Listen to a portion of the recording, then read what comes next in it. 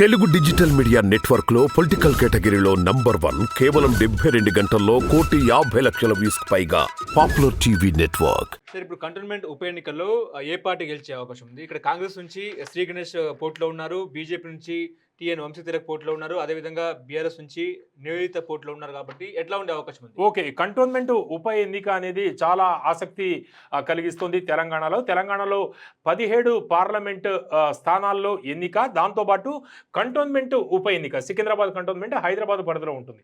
మనం ఇప్పుడు లేటెస్ట్గా చూస్తే హైదరాబాద్లో అత్యధిక స్థానాల్లో గెలుపొందింది బీఆర్ఎస్ పార్టీ. తెలంగాణలో ఇతర ప్రాంతాల్లో భారీగా దెబ్బతిన్నా కూడా హైదరాబాద్లో ఉనికి చాటుకుంది. దాంతోపాటు అత్యధిక స్థానాల్లో గెలుపొందిన పరిస్థితి. ఈ ఎన్నికలు వచ్చేటప్పటికి పరిస్థితి తారుమారయ్యే అవకాశాలే ఎక్కువగా కనిపిస్తున్నాయి. రేవంత్ రెడ్డి కీన్గా ఈ కంటోన్మెంట్ ఉప ఎన్నికకి సంబంధించి ఈ నియోజకవర్గం మీద ఆయన ఎక్కువగా కాన్సన్ట్రేట్ చేస్తున్నారు. ఎందుకంటే హైదరాబాద్లో కాంగ్రెస్ పార్టీ భారీగా దెబ్బతిన్న నేపథ్యంలో డెఫినెట్గా కంటోన్మెంట్లో విజయడంకా మోగించి ఒక మోడల్ కాన్స్టిట్యున్సీగా హైదరాబాద్లో కాంగ్రెస్ పార్టీ అధికారంలోకి వస్తే, కాంగ్రెస్ పార్టీ గెలుస్తే హైదరాబాద్కి సంబంధించి ఈ విధంగా కంటోన్మెంట్ లాగా తాము చేసి చూపిస్తాము అనేది రేవంత్ రెడ్డి చెప్పాలని భావిస్తున్నారు. ఈ నేపథ్యంలో అంటే పార్లమెంటు నియోజకవర్గాల్లో ఆయన ప్రచారం విషయం ఎలా ఉన్నా కూడా కంటోన్మెంట్కి సంబంధించి ఇప్పటికే 2 సార్లు రేవంత్ రెడ్డి కంటోన్మెంట్లో ప్రచారం చేసిన పరిస్థితి.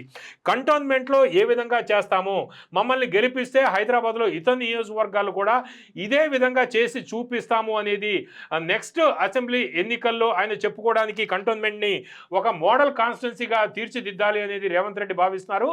ఈ నేపథ్యంలో గత ఎన్నికల్లో శ్రీ గణేష్ బీజేపీ నుంచి పోటీ చేశారు. అక్కడ బీఆర్ఎస్ అభ్యర్థి గెలుపొందినా కూడా బీఆర్ఎస్కి కాంగ్రెస్ పార్టీ గట్టి పోటీ ఇవ్వలేదు. శ్రీ గణేష్ లోకల్గా చేసిన సోషల్ సర్వీస్ కావచ్చు, పబ్లిక్కి ఎక్కువగా అందుబాటులో ఉన్న నేపథ్యంలో శ్రీ గణేష్ బీజేపీ అభ్యర్థిగా గత ఎన్నికల్లో పోటీ చేశారు. శ్రీ గణేష్ బీఆర్ఎస్కి చాలా దగ్గరగా వచ్చి చాలా బోర్డర్లో ఆయన ఓడిపోయిన పరిస్థితి.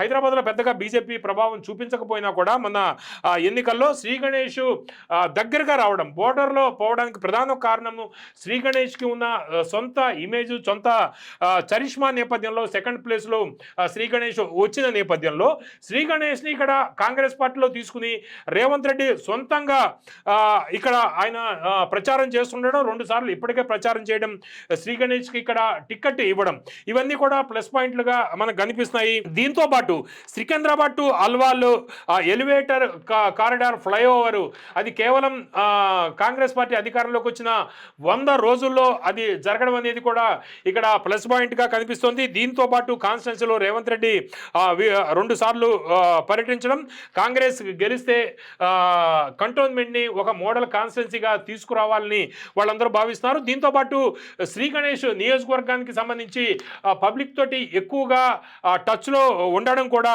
ఎక్కువగా ఉపయోగపడుతుంది. ఇక్కడ గత ఎన్నికల్లో 58,000 ఓట్లు బీఆర్ఎస్కి వస్తే శ్రీ గణేష్కి 41,000 ఓట్లు వచ్చాయి. దీంతోపాటు కాంగ్రెస్ పార్టీకి 26,000 ఓట్లు వచ్చాయి. కాంగ్రెస్ పార్టీకి వచ్చిన ఓట్లు కూడా ఈరోజు శ్రీ గణేష్కి ప్లస్ పాయింట్ అయ్యే అవకాశాలు కనిపిస్తున్నాయి. ఇక నివేదితగా విషయానికి వస్తే ఇక్కడ బీఆర్ఎస్ డబుల్ బెడ్రూమ్ స్కామ్ అనేది ఇప్పుడు పెద్ద ఎత్తున తెర మీదకి వస్తుంది. దీంతోపాటు బాధితుల ధర్నా, బీఆర్ఎస్ క్యాడర్ ఆమెకి సహకరించకపోవడం, ఇవన్నీ కూడా బీఆర్ఎస్కి నెగిటివ్ పాయింట్లుగా కనిపిస్తున్నాయి. దీంతోపాటు బీజేపీ విషయానికి వస్తే టీఎన్ వంశీతిలక్ కొత్త వ్యక్తి కావడం, బీజేపీ క్యాడర్ ఆయనకి ఏమాత్రం సపోర్ట్ చేయకపోవడం అనేది నెగిటివ్ పాయింట్లుగా కనిపిస్తున్నాయి. ఇక్కడ కంటోన్మెంట్లో ఉన్న పరిస్థితి శ్రీ గణేష్ని గెలిపించుకోవడం, కాంగ్రెస్ని గెలిపించుకోవడం, ఈ 2 చేస్తేనే కంటోన్మెంట్ డెవలప్ అవుతుంది.